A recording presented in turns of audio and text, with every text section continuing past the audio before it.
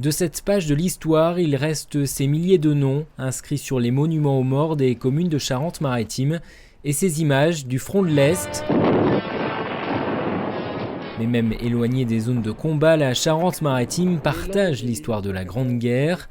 En prévision l'an prochain du centenaire de la guerre 14-18, une grande collecte de documents est lancée à travers la France. On a beaucoup de documents, bien sûr, mais ce sont des documents institutionnels, entre guillemets.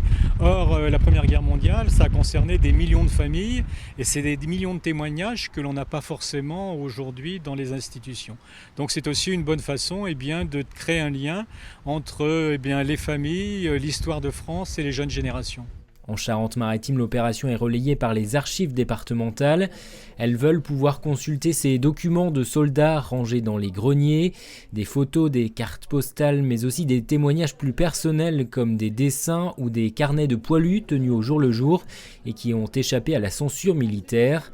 Les archives départementales viennent par exemple de récupérer auprès de sa petite fille des documents d'un agriculteur de Chérac près de Saintes.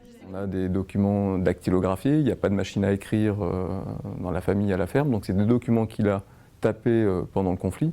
On a un registre de chant qu'il a réalisé également avec non seulement des documents tapés, il a tapé ses chansons, plus des dessins qu'il a réalisés à la plume et au crayon qui sont extraordinaires.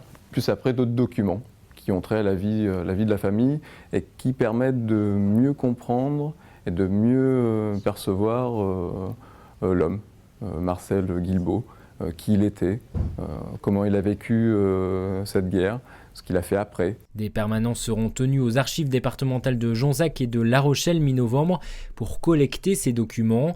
Ils seront ensuite numérisés, puis éventuellement mis en ligne sur une base de données européenne.